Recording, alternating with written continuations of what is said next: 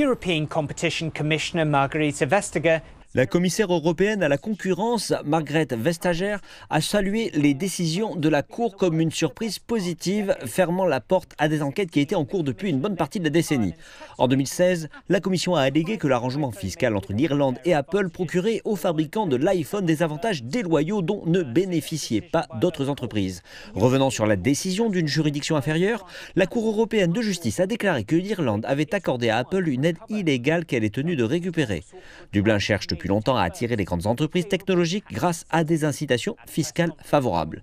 Lors d'une conférence de presse organisée à la suite de cet arrêt historique, Mme Vestager a déclaré que si chaque pays avait le droit de définir son propre système fiscal, c'était à la Commission de déterminer si les pays s'écartaient de leurs propres règles.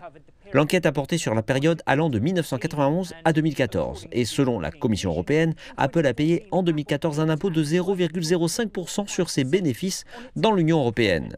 Apple maintient qu'elle paie toujours ses impôts et qu'il n'y a jamais eu d'accord spécial en place. Dans une décision distincte, la même Cour a ordonné à Google de payer une amende de 2,6 milliards de dollars pour avoir accordé un traitement préférentiel dans les résultats de recherche de son service de comparaison de prix. La Cour européenne de justice a déclaré que les actions de Google étaient discriminatoires. Le géant de la technologie a déclaré que la nouvelle était décevante, ajoutant qu'il avait pris des mesures pour se conformer à la réglementation de l'UE.